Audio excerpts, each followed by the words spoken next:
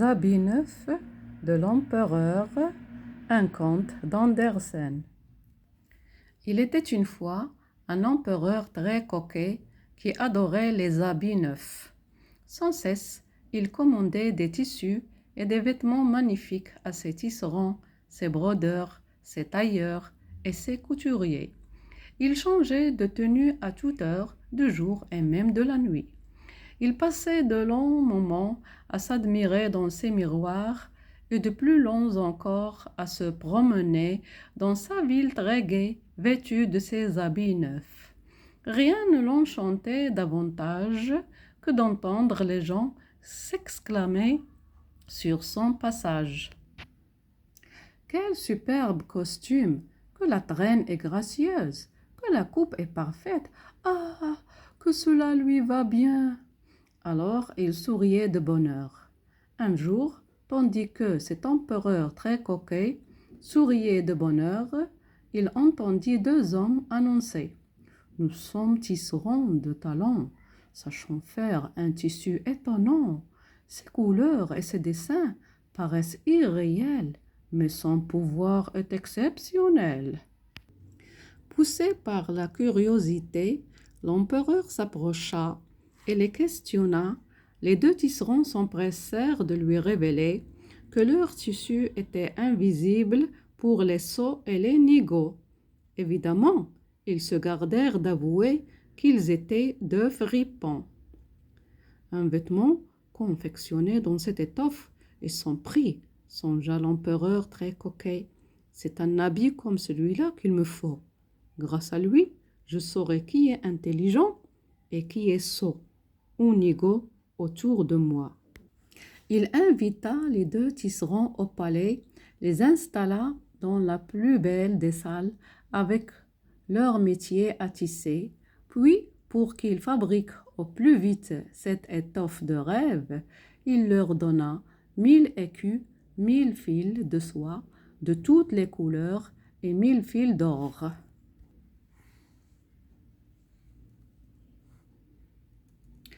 Une fois seuls, les deux coquins cachèrent dans leur sac écus, fils de soie et d'or, puis ils commencèrent à faire semblant de travailler.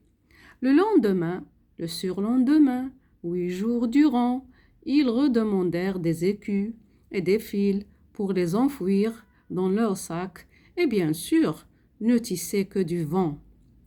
L'empereur très coquet avait hâte de contempler l'étoffe fabuleuse, mais il pensait: « Et si j'étais sot ou nigaud?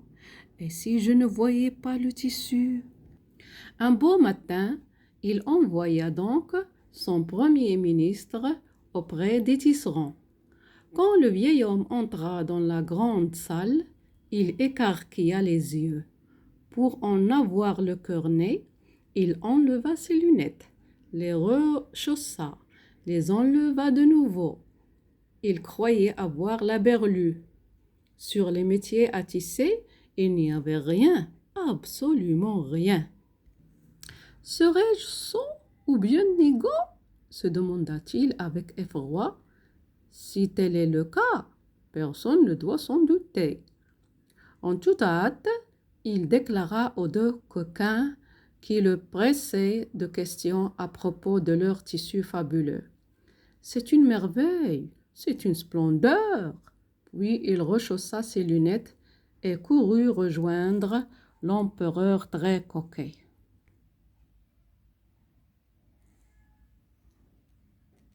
« C'est une merveille, c'est une splendeur, mais ce n'est point encore achevé, » lui annonça-t-il, un peu tremblant.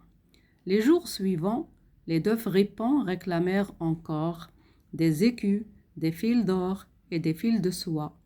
Il en fallait tant pour leur tissu. Bien entendu, ils mettaient le tout dans leur sac et ne tissaient que le vent, même s'ils ne se couchaient qu'à minuit passé, pour prouver à quel point ils avaient le cœur à l'ouvrage. L'empereur très coquet brûlait toujours d'envie de voir le tissu fabuleux, mais continuait à penser: « Et si j'étais sot ou nigaud? Et si je ne voyais pas le tissu?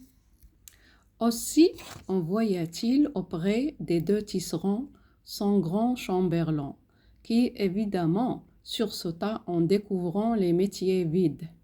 Serais-je sot ou bien nigaud? Se demanda-t-il avec effroi. Si tel est le cas, personne ne doit s'en douter. En toute hâte, il déclara aux deux coquins qui le pressaient de questions à propos de leur tissu fabuleux. C'est une merveille, c'est une splendeur. Puis il rejoignit l'empereur et lui dit: c'est un tissu d'une beauté incomparable que votre majesté devrait porter le jour de la grande procession. Bientôt, la ville entière ne parla plus que de cette étoffe d'une beauté incomparable. Le jour de la grande procession approchant, l'empereur décida qu'il irait en compagnie des gens de sa cour admirer le tissu. Quelle ne fut pas leur surprise à tous de voir les deux hommes tisser sans le moindre fil de soie ou d'or, et même sans aucune espèce de fil. Chacun, à commencer par l'empereur, faillit s'étouffer de stupeur et pensa: serais-je sot ou bien nigaud? Si tel est le cas, personne ne doit s'en douter.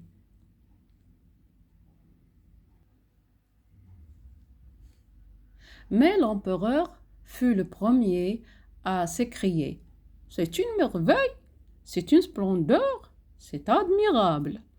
Et autour de lui on répéta: c'est une merveille, c'est une splendeur, c'est admirable.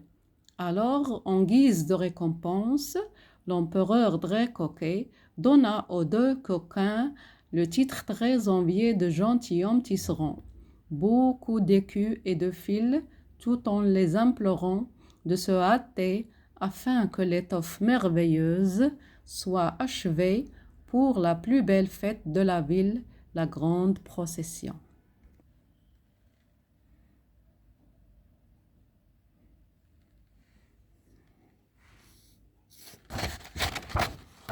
Les fripons redoublèrent d'activité. Ils tissèrent le vent des jours durant et des nuits durant à la clarté de 16 chandelles. Un soir, enfin, ils retirèrent l'étoffe des métiers, ou plutôt firent mine de la retirer. Ils la taillèrent avec des ciseaux qui ne coupèrent que l'air, la cousirent avec des aiguilles dans le chat desquelles ne passait aucun fil. C'était veille de la grande procession. Le lendemain matin, suivi de sa cour, l'empereur très coquet pénétra dans la salle. Voici le pantalon, voici l'habit, voici le manteau. Et la traîne, annoncèrent solennellement les deux fripons. C'est léger comme la toile d'araignée. On croirait n'avoir rien sur le corps. Si votre majesté daigne se déshabiller, nous lui essaierons ses habits neufs.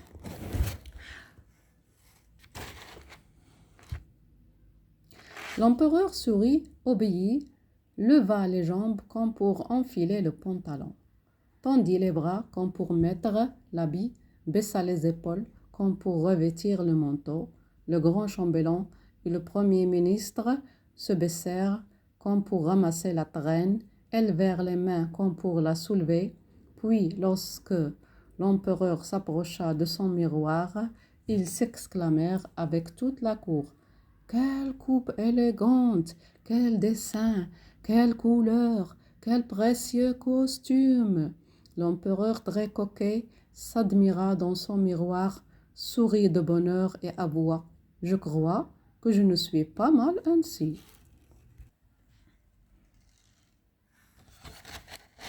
Puis il sortit de son palais et s'en alla à travers la ville, si gai, à toutes les fenêtres, dans toutes les rues, les gens criaient: quel superbe costume!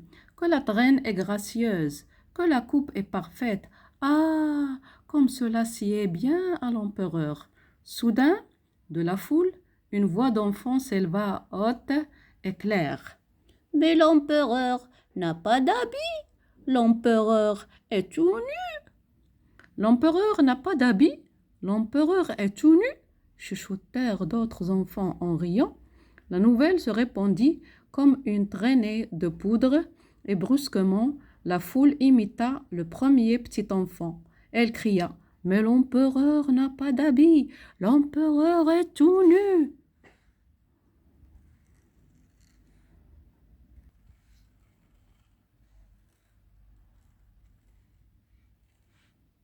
L'empereur très coquet frissonna. Il lui sembla que son habit neuf ne lui tenait guère chaud, que ses sujets disaient peut-être vrai, mais il ne rougit ni ne s'enfuit. Il redressa la tête et majestueux, impérial, il poursuivit son chemin pour la plus grande joie de 2 tisserands fripons et de nombreux enfants. Fin.